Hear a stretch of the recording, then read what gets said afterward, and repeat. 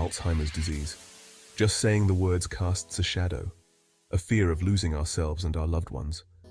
It's a global epidemic, stealing memories and independence, leaving families heartbroken. Millions suffer, and the numbers are rising. Yet, amidst the darkness, glimmers of hope emerge. Not from a magic pill, but from something simpler, something within reach: lifestyle changes. This isn't about a cure, not yet. It's about reclaiming control, about slowing the progression, about igniting the brain's remarkable ability to heal. This is about real people like John, a retired teacher who felt his world shrinking, forgetting familiar faces, lost in his own home. And Mary, a vibrant grandmother, struggling to recall her grandchildren's names, her life stories fading like whispers in the wind. Their diagnoses were devastating, a bleak future painted before them. But John and Mary refused to surrender. They chose to fight back, not with medication alone, but with the power of lifestyle. They embarked on a journey of small changes, each step a victory against the encroaching darkness. Their stories, though different, carry the same message: hope is possible. Exercise. It seems so simple, yet it's a potent weapon against cognitive decline. John, once a marathon runner, had become sedentary, his days filled with television and naps. He started slowly, short walks around the block, gradually increasing the distance, feeling his strength return.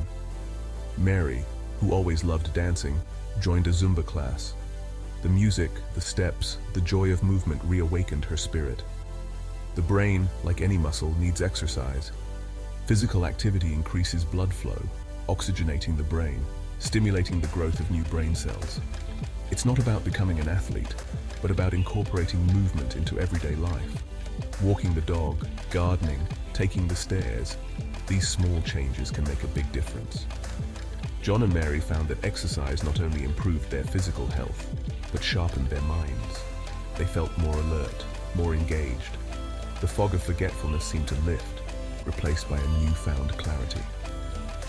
Exercise wasn't just about physical well-being. It was about reclaiming their mental agility, their sense of self. They were fighting back, step by step, reclaiming their lives from the grip of Alzheimer's.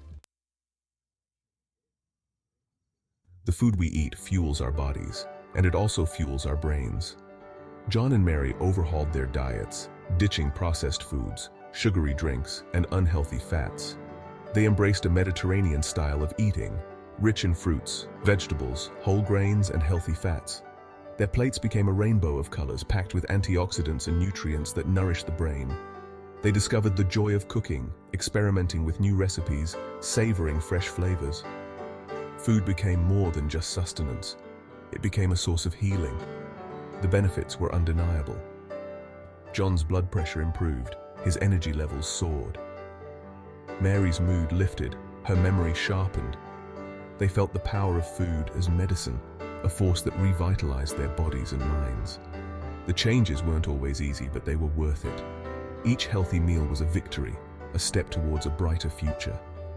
They learned that what they put into their bodies directly impacted their brain health. Food was no longer just about taste, it was about nourishment, about fueling their fight against Alzheimer's. Section 4. The power of connection. Isolation can be a breeding ground for cognitive decline. John had withdrawn from social activities, his world shrinking to the confines of his home. Mary, once the life of the party, found herself avoiding social gatherings, afraid of forgetting names, of embarrassing herself. But they soon learned that connection, engagement, and intellectual stimulation were crucial weapons in their fight. John joined a book club, immersing himself in stories, engaging in lively discussions. Mary volunteered at a local library, surrounded by books, helping children discover the joy of reading. These activities weren't just distractions, they were mental workouts, challenging their brains, forging new connections. The loneliness that had crept into their lives began to dissipate, replaced by a sense of belonging, of purpose. They rediscovered the power of laughter, the comfort of friendship, the human connection, the sharing of stories, the spark of intellectual curiosity. These were the antidotes to the isolation that Alzheimer's threatened to impose. They learned that the brain thrives on stimulation, on engagement, on the richness of human interaction. Section 5. Turning the Tide.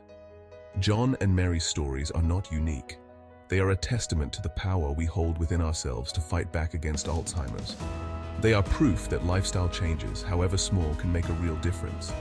This isn't about a miracle cure, but about taking control, about making choices that support brain health. It's about embracing a holistic approach, understanding that what we eat, how we move, how we engage with the world around us, all of these things impact our cognitive well-being. Imagine a world where Alzheimer's is no longer a guaranteed descent into darkness, but a challenge that can be met with knowledge, with action, with hope.